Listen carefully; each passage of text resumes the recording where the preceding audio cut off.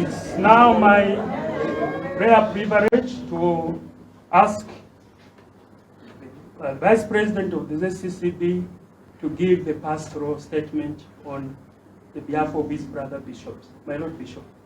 Thank you very much. Do I reduce on this? Pastoral statement on the state of the nation. Hear, O my people, and I will admonish you. This is the quotation from Psalm 81, verse 8. To you, our dear brothers and sisters in Christ, and people of good will, peace and love of our Lord Jesus Christ be with you all. The preamble. We, the Zambia Conference of Catholic Bishops,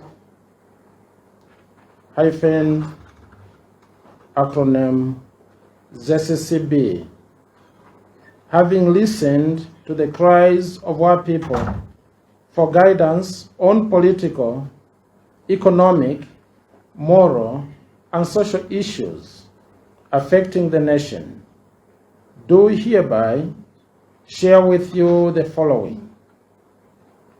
1. Political environment. A serene and conducive political environment is the hallmark of human society.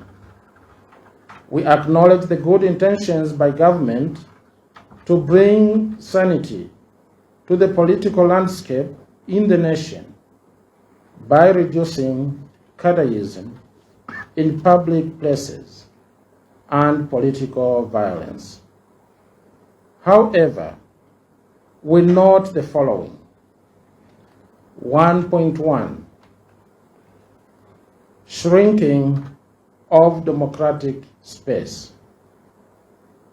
Human rights such as freedom of expression and freedom of assembly are arbitrarily being trampled on, especially against those considered to hold dissenting political views or persons belonging to opposition political parties. Intimidation of media houses by state institutions based on the guests they invite and the content discussed on their platforms curtails both media freedom and free speech.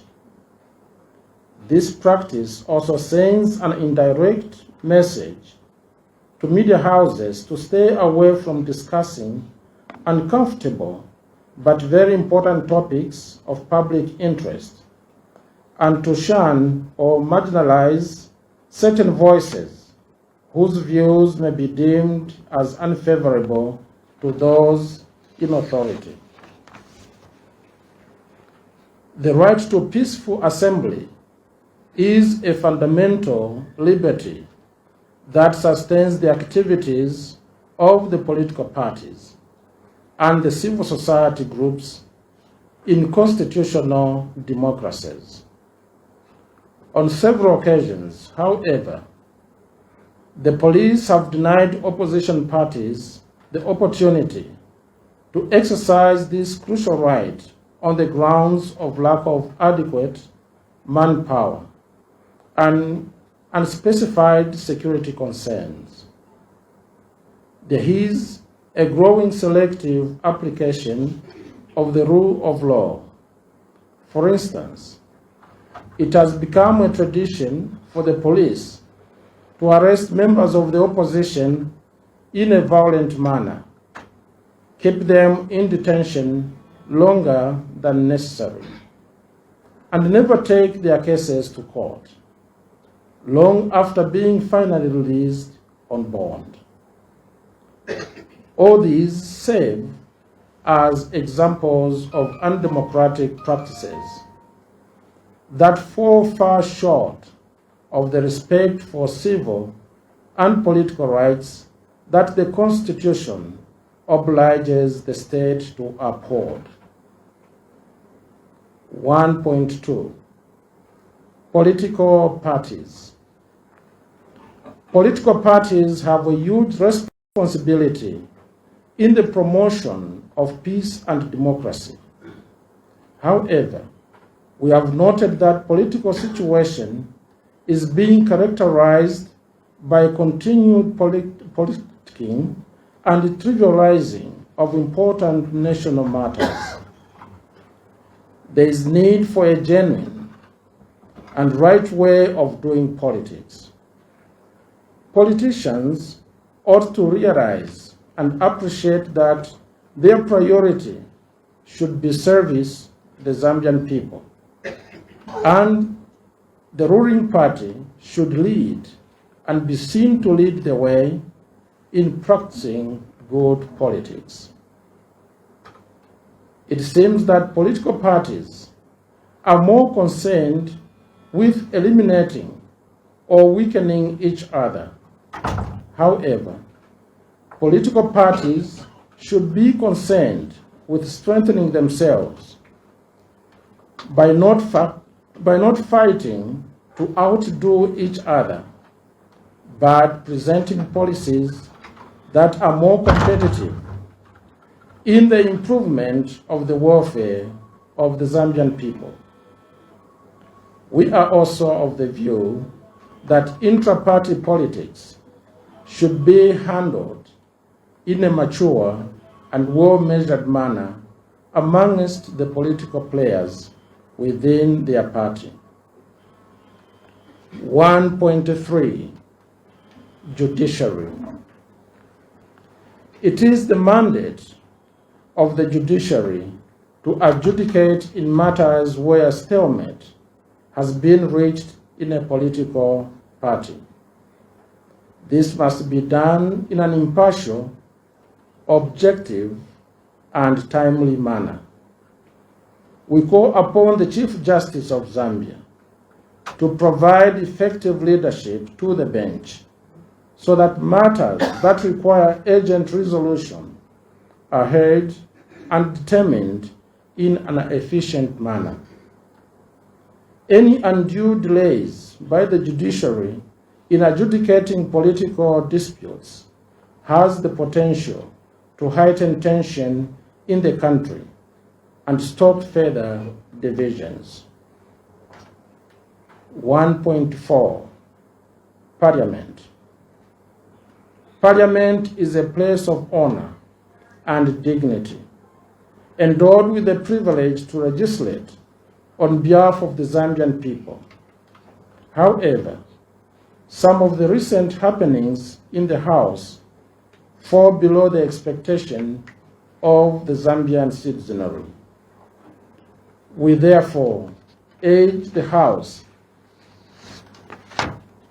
and especially the presiding officers and lawmakers, to conduct themselves above board and instill confidence in the people with regard to this important arm of government. We further urge the Speaker to embrace criticism, build multi-partisan consensus, and accept that she or he is the Speaker of the National Assembly, not of a given political party or another arm of government. It is also important for presiding officers in the National Assembly to follow the Constitution of Zambia, not precedents or tradition, when dealing with these issues that touch on the supreme law of the land and whose resolution has a significant bearing on the character of our republic as a multi-party democracy. The election of different leaders in the National Assembly, for instance, should be guided by the Constitution, not precedents, especially in instances where that precedence may be unconstitutional. Precedence is to be observed only in relation to following the Constitution of the Republic of Zambia, not its violation. 1.5. Response to criticism by those in public office. We are appalled by the way politicians in general and those in government in particular respond to public criticism. Some resort to use of uncouth and abusive language. Others employ intimidation, name-calling, and rogue websites to maliciously scandalize critics and political opponents. We don't expect this uncalled for behavior from leaders in a democratic society where divergent views must be accommodated. It is a mark of leadership to embrace criticism, especially of a crucial and constructive kind. The public has the right to provide feedback on government performance and activities. The responsibility of public officials is to harness this feedback, regardless of the medium through which it is conveyed. We urge politicians to use respectful language in public discourse and be tolerant to divergent views. 2.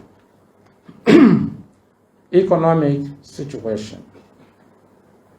We have noted with appreciation the goodwill by the government to restructure the economy, to create an enabling environment for the development of our country. We are aware of the government's efforts to restructure the national debt. These efforts are commendable. However, we urge government to be transparent in the whole process and the subsequent debt contraction. We demand full disclosure of all bilateral and multilateral agreements, as well as transparency in publication of the mining agreements with investors, so that the Zambian people know what their public leaders are signing on their behalf. 2.1. High cost of living. Both the exchange rate and the inflation have risen considerably in recent months, and these trends are adversely affecting the economy. Consequently, the cost of living and doing business has escalated.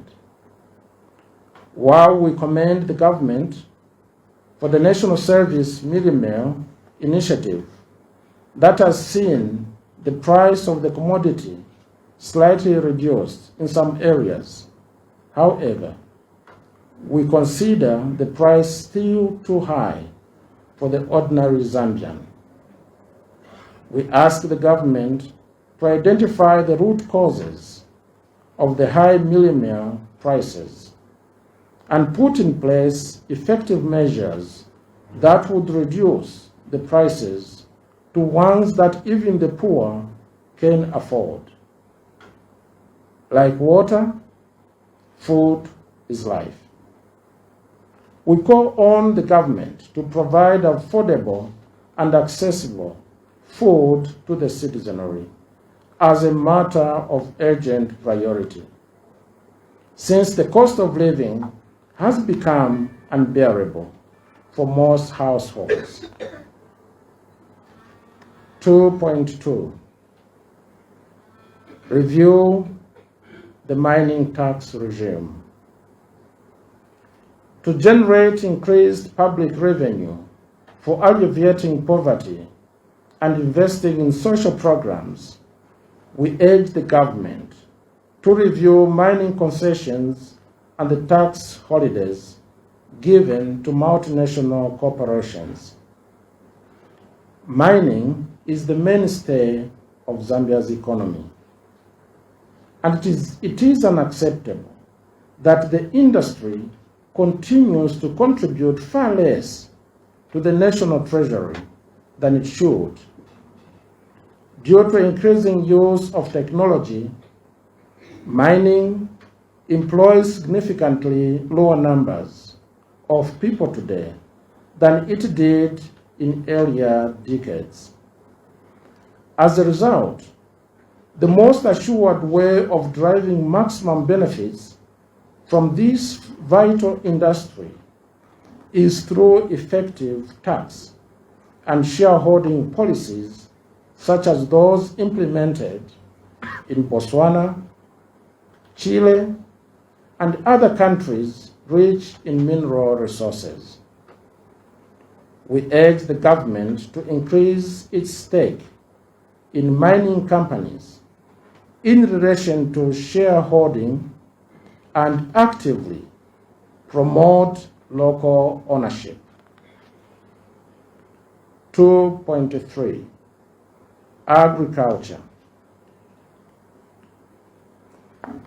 In the spirit of economic diversification, agriculture can play a big role in job creation, both at small and large-scale farming, and can guarantee food security. Food security produces a wide range of positive impacts, including economic growth and poverty reduction. Confer ZCCB statement on the State of the Nation 2022. Farming Input Support Program, acronymed FISIP, can help many of our small-scale farmers. However, this program has not been free of abuse. In pursuit of improving the same, there seems to be little engagement nor prior preparation with beneficiaries being removed from the program. It is the duty of the government to be more engaging whenever a new course of action is being undertaken. We urge the government to increase funding to the FISIP and improve its handling of the distribution of farming inputs to avoid food shortages in the future.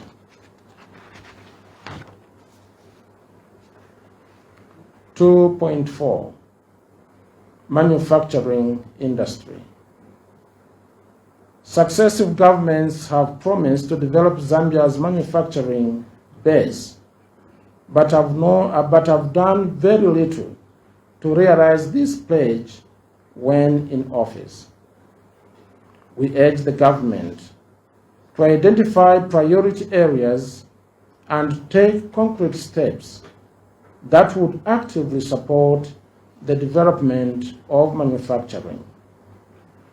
The establishment of manufacturing industries can create employment in value chain addition. Products and services from these industries can bring the much needed foreign exchange and consequently strengthen our local currency to other convertible currencies. Government promised to assist private business, especially small businesses and entrepreneurs, but the continuing high bank lending rates is killing growth and entrepreneurship. We urge the officials to rectify this challenge.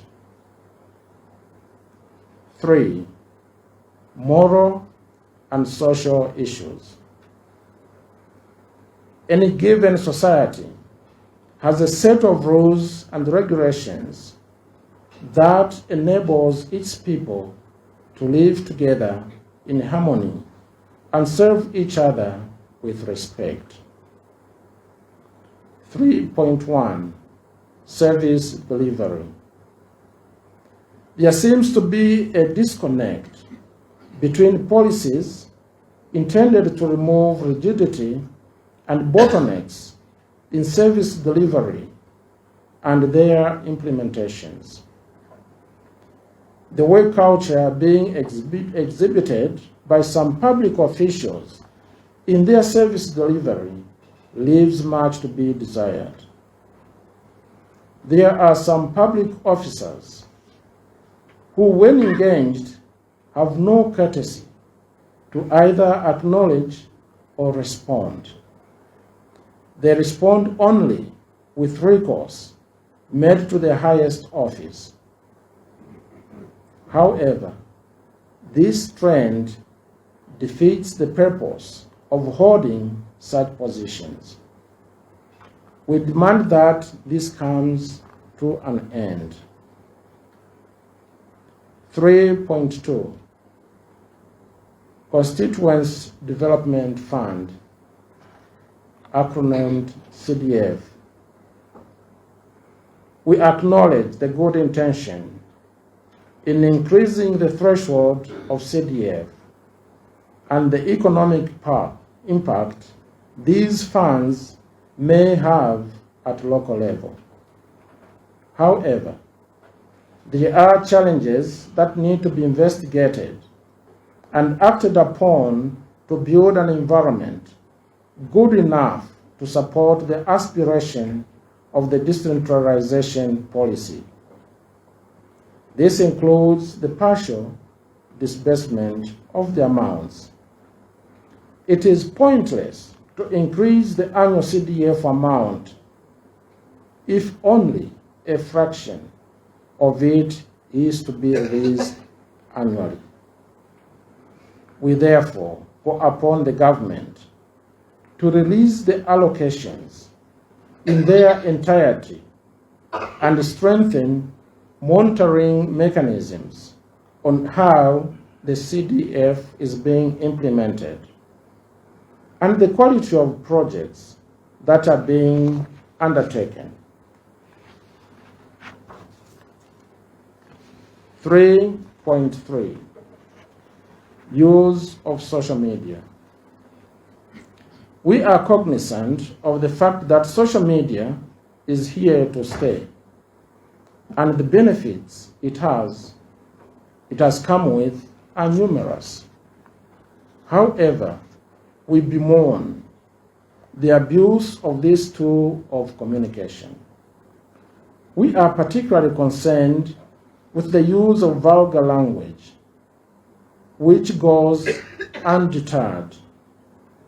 We appeal to the conscience of everyone on the responsible use of social media and urge the statutory bodies responsible to be vigilant and enforce laws related to the same. We call upon the same statutory bodies to apply cyber laws stringently against websites set up for malicious purpose and whose handlers cannot easily be traced, for they are aggrieved to seek recourse to justice in the courts of law. 3.4 Protection of the family.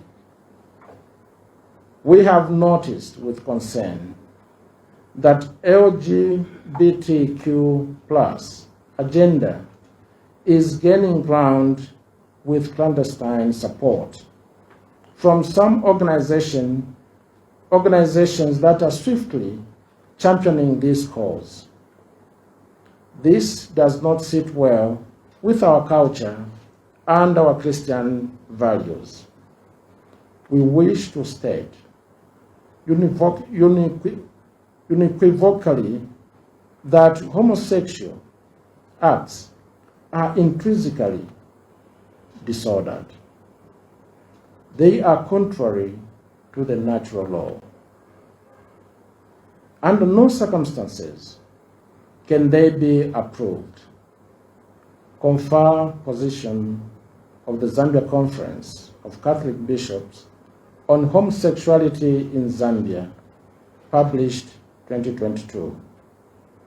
We therefore urge the government to come out clearly in defense of the Christian identity as enshrined in the Constitution and defend the marriage between man and woman in accordance with the natural order. 3.5 Lucifer of Zambia.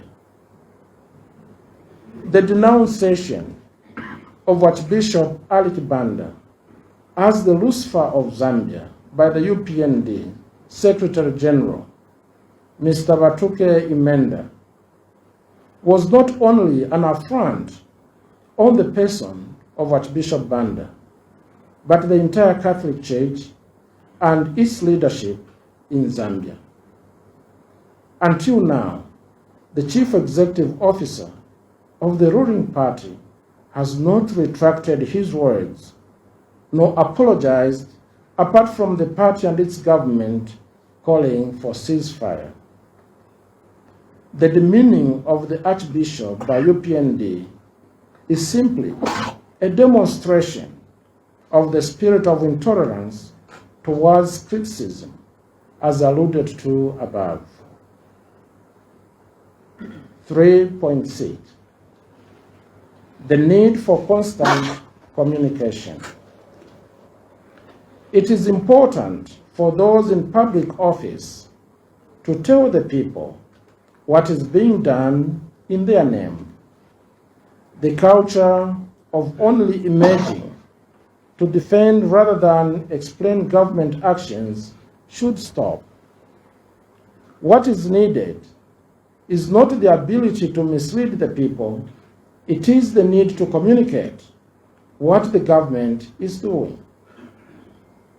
To this end, we call upon the government to promote constant interaction between the governed and the governors. The President of the Republic of Zambia had previously pledged to hold quarterly press conferences. We urge State House to honor this pledge. 3.7 Improving transparency and democratic reform. The current party in power promised to improve democratic freedom in two important areas. 1. Reform of the Public Order Act so as to establish the people's right to hold public meetings and make public processions and protests. 2. Enact an Access to Information Act to establish the public's access to government information.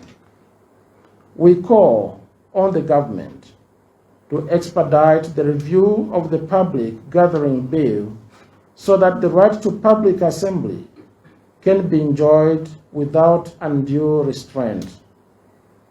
In the meantime, we urge the police to allow opposition parties to hold public rallies without interference. The right to peaceful assembly is a constitutional liberty, and that should be enjoyed all the time, not just during elections. We welcome the decision by the government to table before Parliament the long-awaited Access to Information Bill. We recall that Access to Information Bill was originally promised by the MMD in 1991, and a draft bill was even brought before Parliament.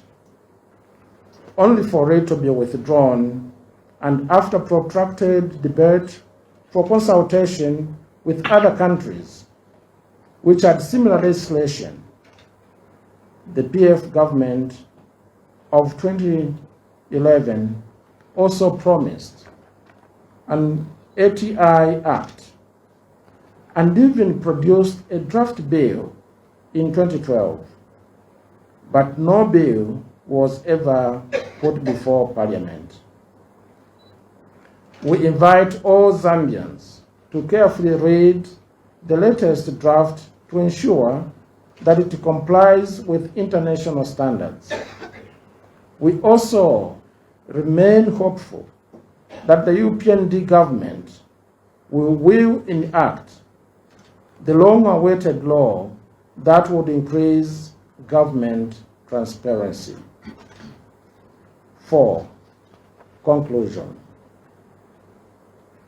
We invite all Zambians to preserve the multi-party and democratic character of our state, to work hard for a better Zambia, and to safeguard our national identity of one Zambia, one nation, by avoiding any form of tribal, political, and religious discrimination.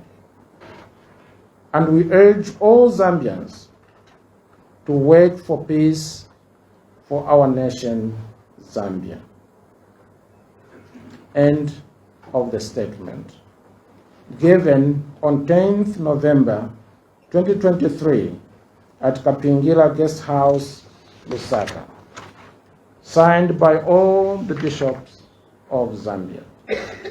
I thank you.